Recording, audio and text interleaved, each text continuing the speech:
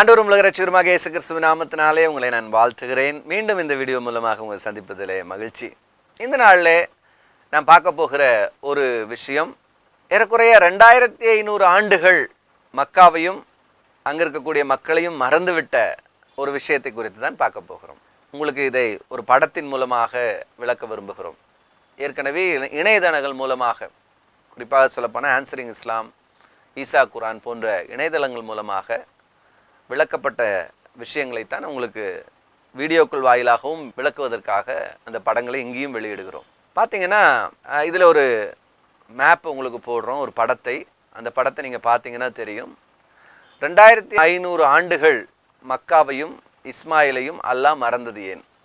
ஏன் அப்படி இந்த தலைப்பு நம்ம வைக்கிறோன்னா, குறிப்பாக சொல்லுவாங்க அரபிகள், அதாவது குறிப்பாக மக்காவாசிகள் எல்லாம் இஸ்மாயிலுடைய சந்ததிகள் அப்படின்னு முஸ்லீம்களுடைய நம்பிக்கை இருக்கிறது. அதற்கு வரலாறுகளோ சரித்திரமோ இருக்கானா? அது கிடையாது. ஆனால் அவர்களுடைய நம்பிக்கை இருக்கிறது. குரானுடைய சில விஷயங்கள் அதுக்கு முரணாக இருக்கிறது. அதெல்லாம் நம்ம ஒவ்வொன்றா நம்ம பார்ப்போம். ஆனால் இந்த 2500 ஆண்டுகள், அதாவது இஸ்மாயிலுக்கும் முகமது அவர்களுக்கும் ஏறக்குறைய 2500 வருஷங்களுக்கு மேலாக ஆண்டுகள் கடந்து போகிறது. குறிப்பாக பார்த்தீங்கன்னா இந்த படத்தை நீங்கள் பாருங்கள். வேதாகமத்திலும் குரானிலும் இருக்கக்கூடிய தீர்க்கதரிசிகளைத்தான் இங்கே குறிப்பிடுகிறோம். அது அல்லாத 1-2 பேரை பற்றி பெரிய குறிப்புகள் இல்லை. அதனால் நம்ம பெருசாக இதில் நுழைக்கலை. ஆதாம், அதுக்கு பிறகு ஏனோக்கு, அதுக்கு பிறகு நோவா, அதுக்கப்புறம் ஆபிரகாம். பாருங்கள், இந்த இந்த இதெல்லாம் வந்து பார்த்திங்கன்னா ஒரே லைனில் தான் வந்துக்கிட்டு இருக்கு. ஆபிரகாம் வரைக்கும் வருகிறது. ஆபிரகாம் வந்து கிமு ஏறக்குறைய 2000 வருஷங்கள் அப்படின்னு நம்ம குறிப்பிட்டுக்கிட்டால் கூட, முஸ்லீம்களுடைய நம்பிக்கைப்படி ஆபிரகாமிலிருந்து தான் 2 சந்ததிகள் பிரிகிறது அப்படிங்கிறத அவங்க சொல்லுகிறார்கள். இப்போ பாருங்கள், ஆபிரகாமிலிருந்து ஒரு சந்ததி நீங்கள் வலது பக்கத்தில் பார்க்கலாம், ஈசாக்கு. இடது பக்கத்தில் பார்த்தீங்கன்னா இஸ்மாயில் மக்காவையும், ஈசாக்கு பார்த்தீங்கன்னா இஸ்ரேல் தேசம், இன்றைக்கு இருக்கிற கானான், பாலஸ்தீனா என்று சொல்லப்படுகிற இஸ்ரேல் தேசமும் கொடுக்கப்படுகிறது.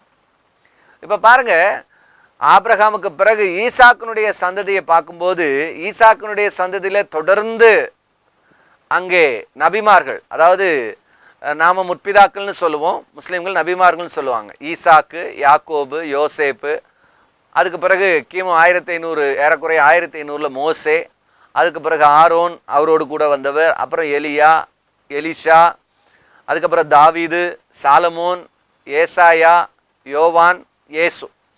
இதெல்லாம் வந்து பார்த்திங்கன்னா முஸ்லீம்கள் உபயோகிக்கிற பேர் வந்து இசாக்கு, யாக்கூபு, யூசுஃப், மூசா, ஹாரூன், அதுக்கப்புறம் இல்யாஸ், அப்புறம் தாவூது, சுலைமான், அதுக்கப்புறம் உஷைர், யஹ்யா, இப்படி முஸ்லீம்கள் இந்த பெயர்களை பயன்படுத்துகிறார்கள்.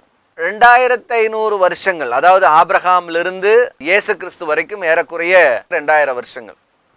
அதுக்கு பிறகு முகமது அவர்கள், இந்த பக்கம் லெஃப்ட் சைடில் நீங்கள் பார்ப்பீங்க, முகமது அவர்கள் கிபி 570க்கு மேலே தான் அவர் வந்து மக்கால பிறக்கிறார். அப்போது ஏறக்குறைய ஆபிரகாமிலிருந்து 2500லேருந்து 2600 வருஷங்கள் கடந்து வருகிறத பார்க்குறோம். பாருங்க, ஆபிரகாமுக்கு பிறகு ஈசாக்கினுடைய சந்ததிக்கு தொடர்ந்து நபிமார்களை அனுப்பின அல்லாஹ், தொடர்ந்து தீர்க்கதரிசிகளை அனுப்பின கடவுள், இஸ்மாயிலுடைய சந்ததியை மட்டும் கண்டுகொள்ளாமல் விட்டுவிட்டார் என்பதுதான் இஸ்லாமிய வரலாறு. இதுக்கும் சொல்லப்போனால் இஸ்மாயில் ஒரு அற்புதமான நபி என்று சொல்லி முஸ்லீம்கள் நம்புகிறார்கள். அப்படி இருக்கும்போது அந்த சந்ததியை 2500 வருஷங்கள் கண்டுகொள்ளாமல் விட்டிருக்கிறார் அல்லாஹ் அப்படிங்கிறதான் இந்த இஸ்லாமிய வரலாறுகள் அடிப்படையிலே நாம் தெரிந்து கொள்ளுகிறோம். ஏன் யூதர்களை அப்படி கண்டுகொண்டார், தெரிந்து கொண்டார் அப்படிங்கிறது தெரியலை. அவர்கள் விசேஷித்தவர்கள் அல்லது வாக்குத்தத்தத்தின் சந்ததிகள் என்று பைபிள் சொல்லுகிறது. ஆனால் குரானிலே ஏன் அவர்கள் மட்டும் இப்படி 2500 வருஷங்கள் தொடர்ந்து தீர்க்கதரிசிகள் மூலமாக சந்திக்கப்பட்டார்கள், இந்த இஸ்மாயிலுடைய சந்ததியை சேர்ந்தவர்கள் ஏன் 2500 வருஷங்கள் மறக்கப்பட்டார்கள் அப்படிங்கிறதுக்கு எந்த விதமான ஒரு விவரமும் குரானிலே கிடையாது என்பதை நம்ம அறிந்து கொள்ள வேண்டும். இந்த விஷயங்கள் இன்றைக்கு நாம் தெரிந்து கொண்டிருக்கிறோம். நிச்சயமாக அடுத்த ஒரு விவரத்தோடு கூட நம்ம அடுத்த வீடியோவில் சந்திப்போம். God bless you.